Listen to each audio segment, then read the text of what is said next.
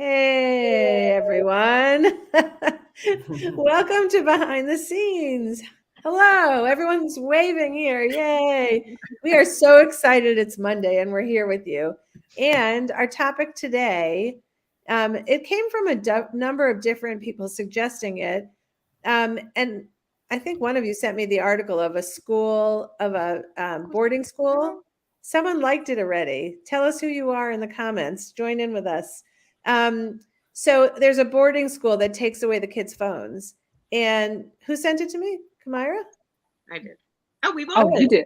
Yeah. Lots of people sent it to me. Anyway, it was so interesting to read because they literally, it's not like they take it away for the school day. They take it away and you are given that phone for certain hours every day. But it's, it is like really taken away from you. And the kids get so mad in the beginning of the year and then they fall in love with it. Like they love the freedom that it gives them to not constantly be looking at their phones.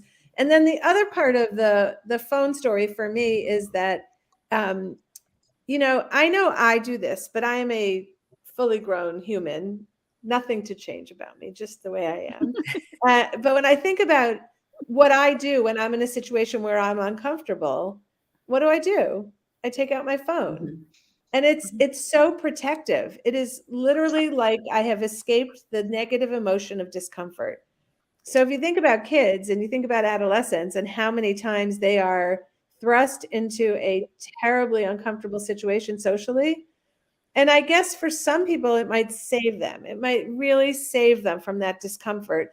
But in other ways, we all kind of need to learn to have a strategy. Like, what do you do when it's really uncomfortable and you can't hide yourself behind a phone? And our kids who have the phones with them 24/7 don't have to do that so much. So I think that's an interesting, like, I hate being uncomfortable. I don't think so many people love it, but you weather it and then you're like, well, that wasn't the worst thing ever. It wasn't great, but it wasn't the worst thing ever.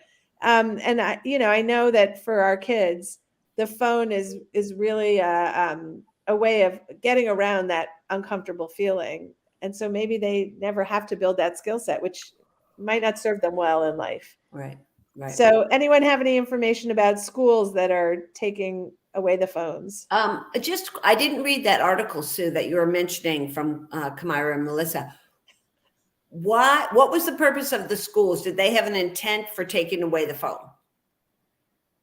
Like, what was, because kids are on it too much, because it's unhealthy, because, like, what was their reasoning? I'm wondering. It was all of the reasons that we're going to discuss today. I mean, they just found that the kids weren't developing the way that they had in the past, that they weren't interacting socially in the same way. Gotcha. And they wanted real life happening on their campus.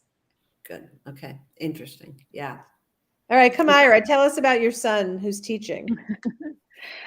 So it's interesting when our youngest, and as you guys all know, we have 4 who are clumped together and then 1 who's much younger. When our youngest wanted a phone, the older ones were like, yeah, no, delay it as much as you can, which I found fascinating because they were excited to get one when it was their turn, right?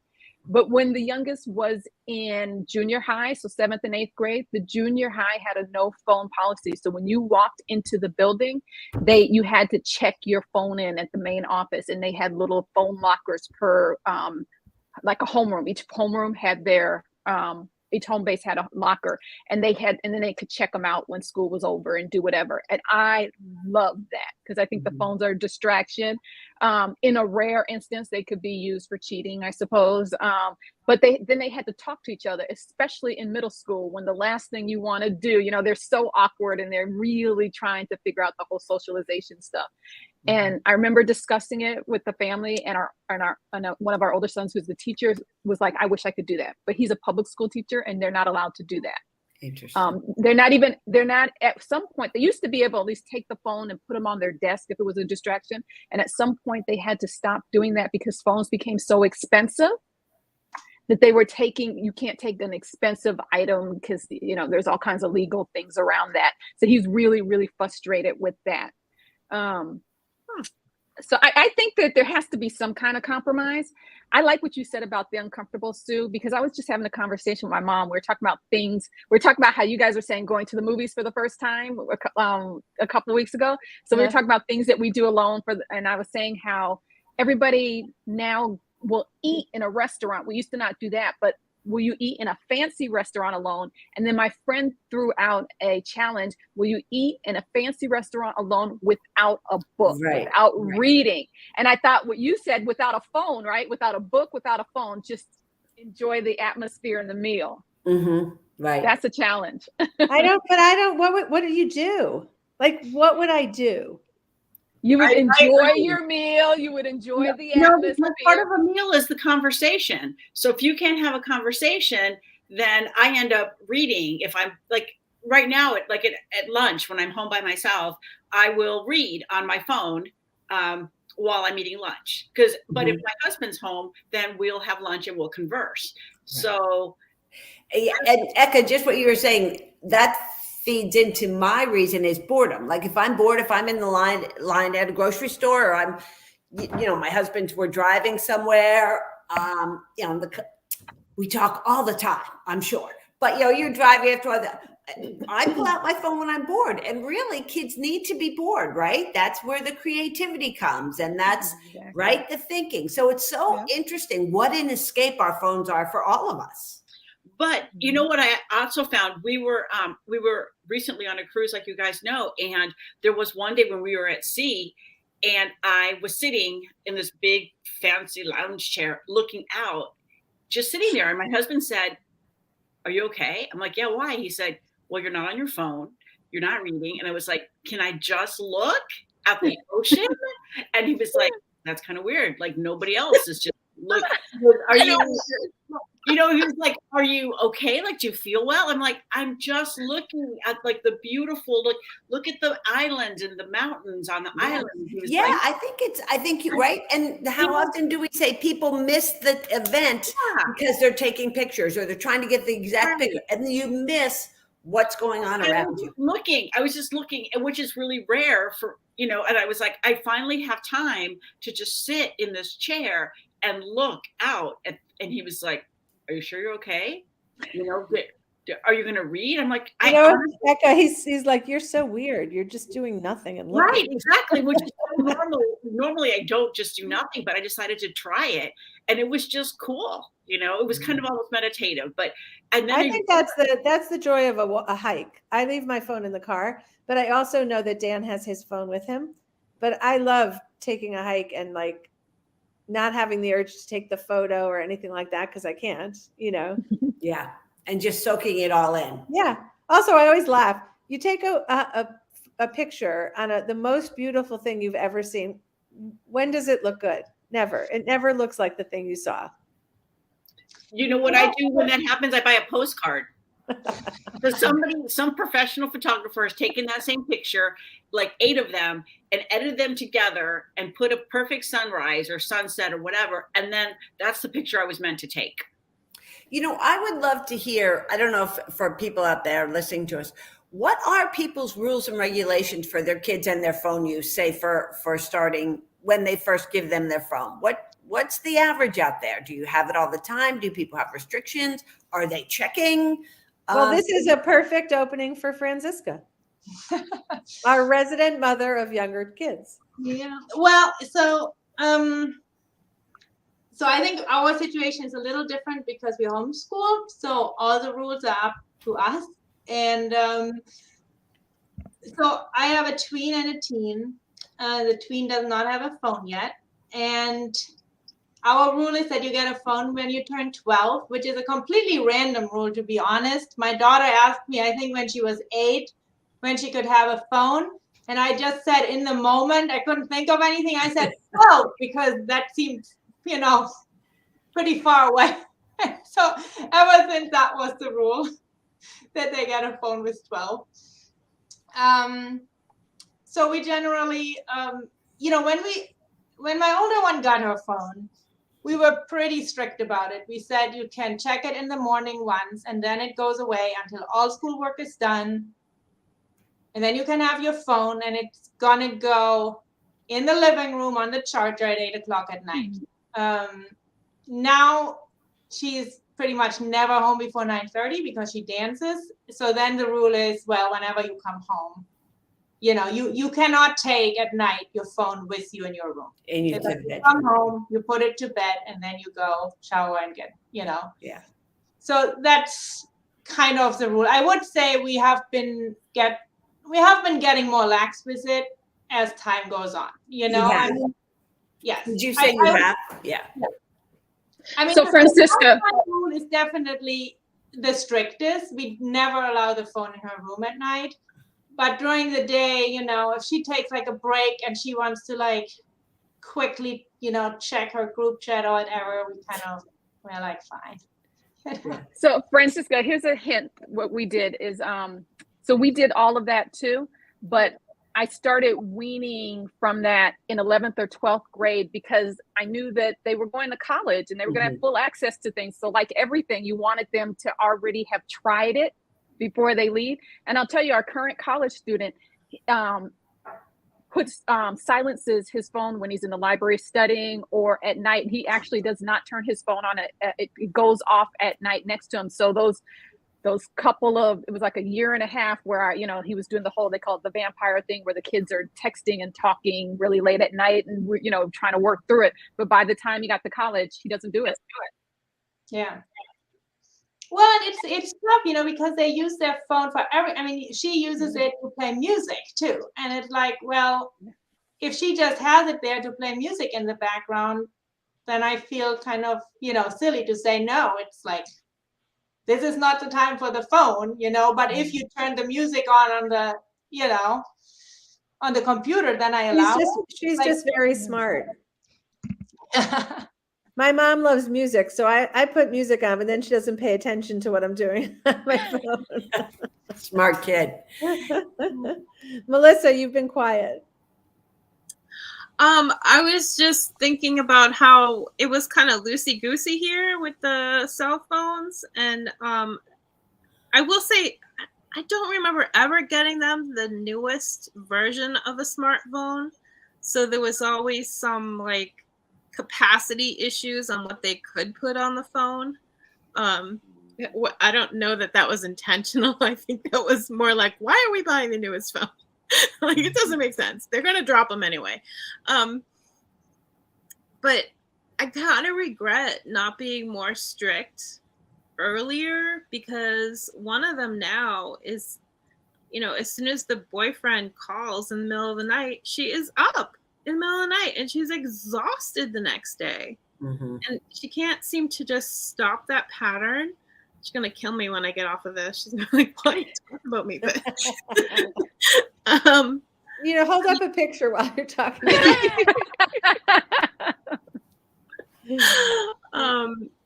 And I just wonder if it's kind of of course it's my fault. I'm mom, right? I didn't set the pattern for her being able to control that.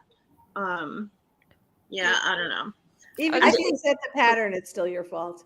I think Melissa, I think looking back, I would definitely be more strict than I was. I really do. I think it would be, because you don't know what you don't know. But to me, I would wait. Well, my kids were junior high, so that was their thing. 13, maybe 7th grade is when they got it. Middle school, whatever you would call it. Anyway, I would definitely be stricter, I think, and not allow so much time on the phone. Yeah, I think you guys remember Jessica's the raising her hand. Jessica's raising her hand. Oh no, someone else can go first. I'm fine.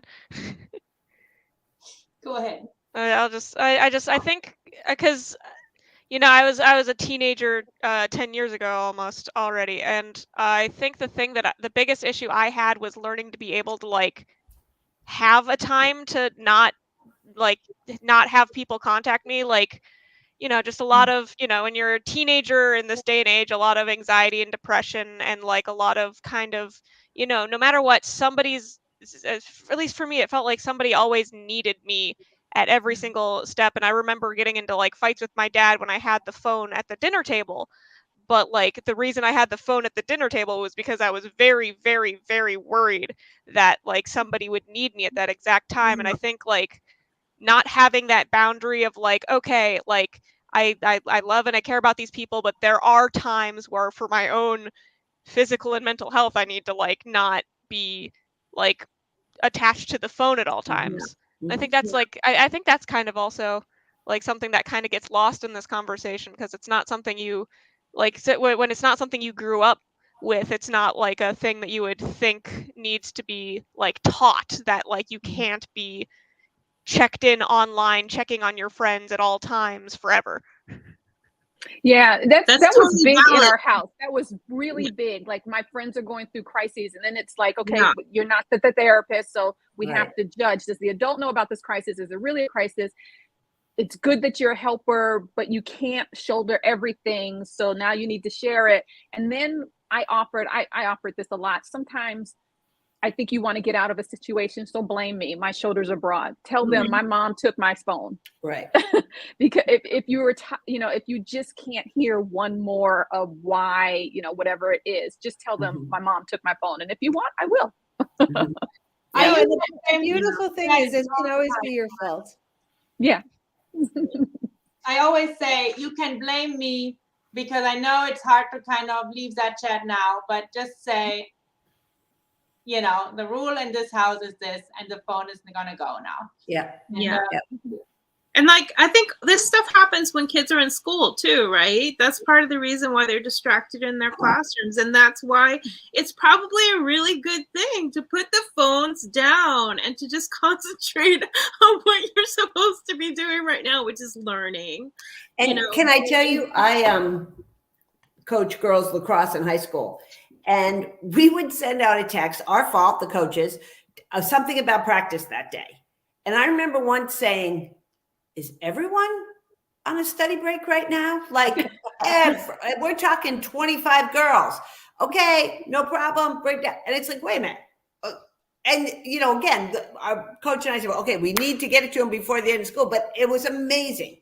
Kids all day long would be texting back and forth. So, The interesting thing when you think about security and how tied we are to knowing where our kids are all the time and how much we value being able to reach them at any time, you could come up with a different system where like the phone has to be on the floor, for example, right? Like you could come up with a system where all phones are accounted for, not in your student's hand. It doesn't have to be that they go in a locked cabinet somewhere. There are quite a few parents that told me that the teachers in the classroom have like a clear shoe holder that they have on the back of the door, and every student puts their phone in that holder. Oh, that's a great idea. It depends on the district rules. It depends on district rules. Some public schools aren't allowed to do that. Also, you know what, Mindy? What I had to learn to do is not send text during the school day, right? Yeah. So I would literally type the messages in my for each son. I had a note with their name on it, and I would type the messages in, and then I was like, I cannot send this until each one is out of school because I cannot be prompting them to use their phone during the day. True. And you know what? I agree with that. And the first time like that, the head coach did, I was like, what are you doing? Sending it. But you know what? It was so not an issue. And it's sort of like what Francisca said, you kind of slack. And after a while, it's like, well, okay, clearly they're texting all day. I mean, like, why should we be the only ones that don't text during the day? Because it was so not an issue. And they were like, yeah, no, it's fine. No problem. No one ever got in trouble. No principal ever came to us and said, 6 of your girls, we call, it's almost like it's become an accepted thing, which I don't know if that's how I felt about the driving rule that you like, if your state has a graduated driver's license and the first year where we live, you could only drive one non-family member for 6 months. For 6 months or a year. And I just was like, the cops have to pull over one kid for this to work. They've never pulled over. It's a secondary offense, so you can't pull over a kid. But let's just say a kid is speeding and they also, had too many kids in the car. One kid gets a ticket, some kind of citation or something, and all the kids know that that's true. But I could never, I don't know if my kids did it or not, but they were like, no one gets in trouble. Yeah, I know. So then, is that a fight we're going to pick with our kids? Then, okay, fine. I did. The driving one. The I driving did. one that I picked, I and did. she came home. Because we know from Anne Marie Hayes, Eka's best friend, that it's that law is about safety. That law is about data. That when you drive with another person, you are more distracted, and new drivers don't have the skill set. So Right. that felt like real, but the kids didn't feel that way. They thought they were the best driver they ever were going to be. It was only Right. going to be downhill from there. They were so Well, you good. know what? But that's the thing is, like for us with the driving thing and the phone thing, all that kind of stuff, we had rules. And when I knew she did it, she walked in the door and I said, "Hey, was that Heather in the front seat of your car when you just pulled up?" And she's like, "Yep." And I go like this. And I said, she goes, "How long?" I said, "You tell me. We talked about this." You know, Eka, a friend of mine, my youngest son, of course, the youngest of three, a friend of his picked him up to go play golf, to go hit golf balls or whatever. And I said, "Oh, I didn't know he had his license." And my son actually said, he doesn't. He has his learner's permit, but his mom let him. So his mom let him go, take the car, and he's getting in a couple of weeks, and pick up my son. So, I mean, Did you let him go? I didn't know until he came back. And I was like, Wow. I didn't know Wow. he had his license, huh? Oh, Yeah. he doesn't. Well, then, Yeah. then there was my story about how my daughter got driven home by a friend of hers who had a bright orange car. Do you remember him, Mindy? He had a bright orange SUV. His parents bought it for him on purpose. Yes. Yep. And he pulled up, dropped her off, and I saw the mother at the grocery store a couple days later, and I was like, it was so nice of Joey to drive Yeah. Catherine home from swim practice. She goes, "Oh, he drove her home," and I was like, "Yeah, I recognize his car." She's like, "Yeah, he's not supposed to have anybody in his car for the first 6 months," and I was like, "Sorry," and she's like, "No, that's why we got him a bright orange SUV." That's hysterical. That is a great story. Yep, and Okay, so for all so I- parents out there thinking about getting their kids a car, let them be easily identified when they break But the you know rules. what? If I had known that, she got a great car. If I had known that, I would have bought her like a bright yellow car or something.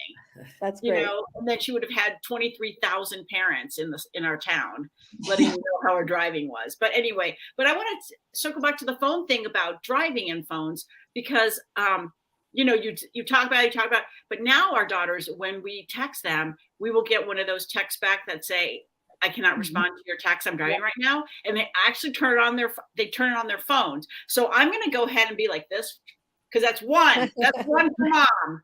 Because I don't get many wins, but I think they finally took it. Oh, you get many wins. That's a There you one. go. Whoop, whoop. That's a good one. Good job, All Becca. right, everybody. Do you guys remember? What were you going to say, Kamara? Well, go ahead, Kamara. No. Do you guys remember the iPhone 5C? Yes, I had one. iPhone. Yeah, it was great. It was supposed to be for like tweens and seniors, and it could only do certain things. And the kids hated it because you couldn't put a lot of games on it because it didn't have full capacity. Yeah. But they don't make any of those. I call them truncated phones anymore. Nobody makes them. You get the full No, power. they or are. nothing. They're starting to have flip phones and stuff again. Yeah. Like really back. But they're fancy flip phones. Yeah, they're Yeah. fancy. Flip phones that turn into a single screen. I mean, they're just Yeah. really like fancy. Mm. But I'll tell you, an adult. Last comment, Eka. Okay, I went to see Chris Rock, and because it was his show that I guess he was going to film it for Netflix, so we had to actually they searched you, and you had to put your phone in the special bag that locks. I'd never done this before. I don't know if you guys have done this. Well, so we go and we get to and I didn't realize it and what they were going to do. And I get to my seat and I realize I have nothing to do. And I look around and everybody, like nobody has anything to do. And everybody's phone is ringing and binging, but nobody can get to their phones. And I was like, oh, I'm going to text her and tell her where we're sitting. And I was like, oh, I can't. And, and it was crazy to have that taken away. And you really realize and you look around like an entire theater and nobody knows what to do. And everyone keeps getting in their pocket and their purses and pulling out a bag with their phone in it. So And that is the world we live in. it is. Have a great week, everybody. We'll see you next week. Bye.